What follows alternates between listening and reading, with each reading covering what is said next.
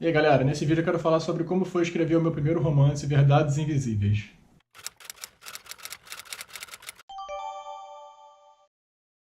Para falar sobre como foi escrever esse livro, eu tenho que voltar no tempo e falar um pouco sobre como foi a minha experiência com escrever. Como é que eu comecei a escrever, por que eu comecei a escrever, quando eu comecei a escrever. Desde muito pequeno eu tinha interesse em escrita já, porque minha mãe dava livro de presente para mim e pro meu irmão, desde antes da gente saber ler. Eu venho de uma época que não tinha computador ainda, então as primeiras coisas que eu escrevi foi em máquina de escrever. Antes de ser hipster, máquina de escrever era o que a gente usava. Se eu não me engano, a primeira história que eu escrevi foi baseada na introdução do manual de instruções de um jogo de videogame. Na época era comum sair jogo com manual de instruções em português aqui no Brasil, pela Tectoy. Eu não lembro o nome do jogo, era um jogo que você descia um elevador e era em primeira pessoa e você tinha que dar tiro nos inimigos. Era de ficção científica e eu li a premissa do manual de instruções e baseado naquilo eu escrevi uma espécie de fanfic. Na época eu não tinha ideia do que era fanfic, não sabia que existia esse tipo de coisa, mas foi a primeira história que eu escrevi. Só que desde então eu não escrevi mais. Eu comecei a ficar mais interessado em desenhar, fiz cursos de desenho. Pensei muito em criar quadrinhos, webcomic, já na época com internet, né? Mas nunca foi pra frente.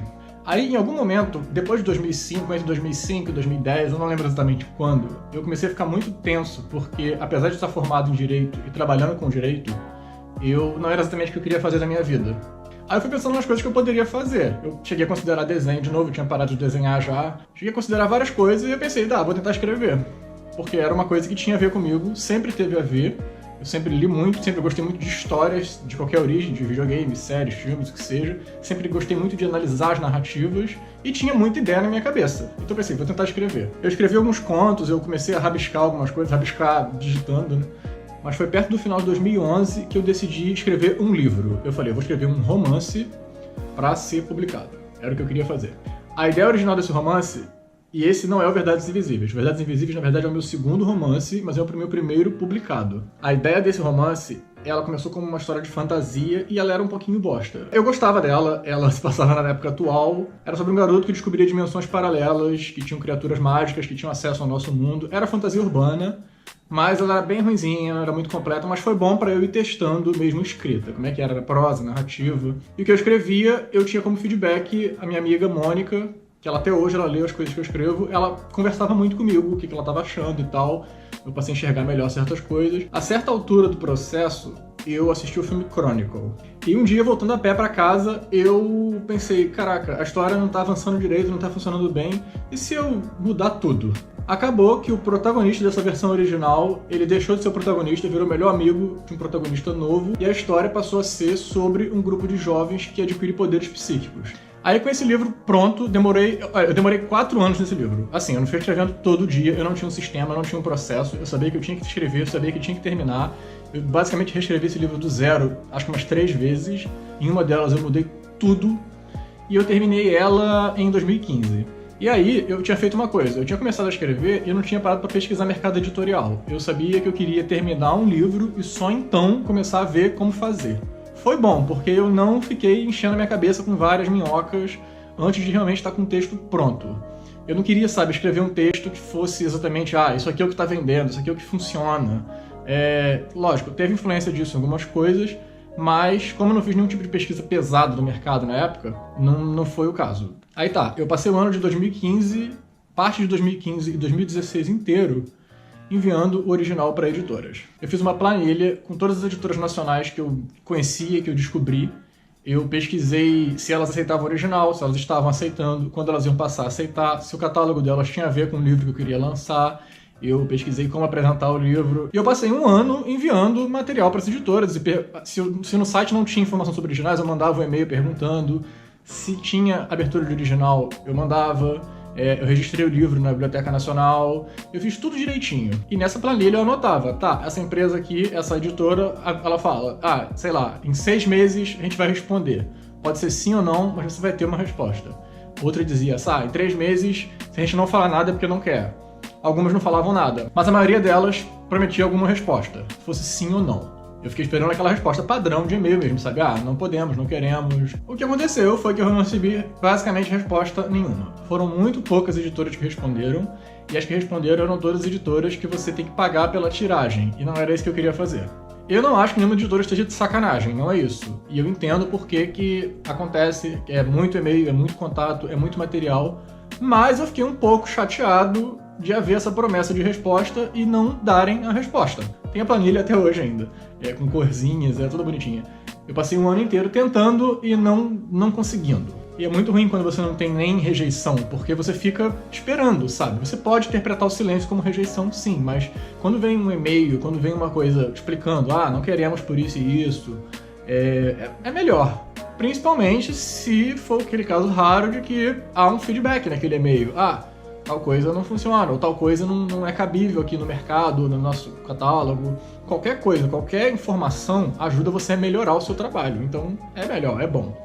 Tá, mas aí eu fechei 2016 meio assim, eu não vou ficar mais um ano mandando para editoras esperando resposta. Tipo, no final de 2016 eu já tinha mandado para várias, em 2015 as respostas não vinham, nem negativa, nem positiva, não vinha nada. Aí eu fiquei, eu vou tentar publicar independente alguma coisa. Só que eu não queria publicar esse livro independente. E eu não queria desistir de mercado também editorial. Eu queria continuar tentando enviar esse livro que eu tinha escrito para as editoras, mas tentar outras coisas enquanto isso. Aí eu comecei a me informar sobre as opções. Tinha o Wattpad, tinha a Amazon. A que foi mais atraente pra mim foi a Amazon, porque inclusive eu frequentava e frequento muito fóruns em inglês, e é onde o pessoal mais publica independente é na Amazon, né, vendendo seus contos ou livros. E aquilo foi atraente pra mim, eu achei um esquema bem legal, e li sobre a experiência de alguns autores no Brasil com isso, né, nos Estados Unidos, de outros países, e achei legal. Mas aí dessa vez eu já entrei pensando no mercado da coisa assim. Eu pensei, o que é mais interessante para eu escrever, que eu gostaria de escrever, o que se enquadra melhor nesse rolê da Amazon. O que eu descobri é que, aí nesse caso, eu acabei lendo muito sobre como funciona lá fora. Eu descobri que as pessoas gostam muito de livros, de comprar livro, claro, romance, e que esses romances sejam seriados, que tenha uma série, que saiam vários. Só depois eu fui descobrir que o pessoal daqui independente, que lança na Amazon, lança muito conto. Eu não sou tão de escrever conto. Eu tenho 4 contos escritos, que eu escrevi pra botar no meu site, agora estão no Wattpad, mas eu não sou tão de escrever conto, eu gosto muito de escrever romance. Mas eu já estava escrevendo livro quando eu fui saber disso e já estava lançado, enfim. Mas aí tá, eu descobri que o pessoal gosta de... Lá fora isso, né? Teve um cara muito específico que ele nem mora nos Estados Unidos, acho que ele é filipino, mas ele escreve em inglês, ele escreve de tudo. Ele escreve romance cristão, ele escreve romance erótico, usa pseudônimo pra não misturar fandom. Ele é um cara que escreve de tudo e ganha muito dinheiro com isso, porque ele escreve sem parar. Ele falou que funciona muito você escrever série e lançar um atrás do outro. Eu não sabia se eu ia conseguir escrever uma série rápido, mas eu pensei, vou escrever uma série de livros curtos e ver o que dá. Tipo, botar lá na internet e lançar eu sozinho. O que eu fiz foi, o primeiro livro eu escrevi meio às cegas, eu tinha uma noção muito vaga de outline na época, eu tive que mudar várias coisas. Aí para esse livro eu pesquisei formas diferentes, né, de processo, e gostei muito do método Snowflake, que é você criar um outline bem elaborado, que resolve várias coisas da sua história, do primeiro rascunho, para quando você chegar na hora de fato escrever o livro, você já tem várias coisas já resolvidas que vão te ajudar ali a você avançar na sua história. Uma coisa que me inspirou muito também foram as light novels.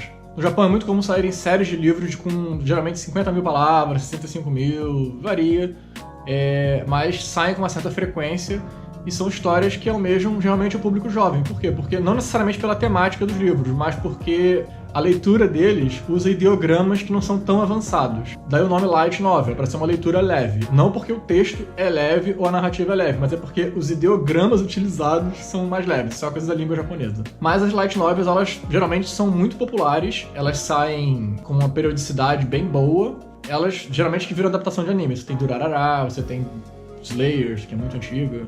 Muitas séries atualmente de anime são baseadas em light novel. A light novel que me inspirou, em especial para esse projeto do Verdades Invisíveis, foi Durarara. Na história dessa light novel, ela se passa no cenário contemporâneo, num distrito no Japão, onde tem várias pessoas estranhas, várias pessoas interessantes, várias pessoas curiosas.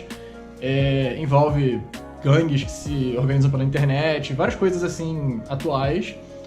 E tem uma questão de fantasia urbana se passando na história, que é a Celt. A Celt, ela é um Dullahan, que é uma fada, uma lenda, uma criatura irlandesa, que é como se fosse um cavaleiro sem cabeça. Ela tem um cavalo, ela tem a carruagem dela e ela carrega a cabeça no braço. Só que o que aconteceu é que ela perdeu a cabeça dela e veio parar no Japão atrás da cabeça dela. Ela sente que a cabeça dela tá no Japão. Só que para não chamar a atenção, ela usa um capacete para esconder a ausência da cabeça e o cavalo dela tomou a forma de uma moto, que não faz barulho, é uma moto preta. E nisso ela virou uma lenda urbana no local. E aí o livro é basicamente fantasia urbana, a série de livros do Urará, com vários personagens muito curiosos e tem vários pontos de vista. Eu gostei muito do esquema, tanto no anime quando eu assisti, quanto quando eu li os livros.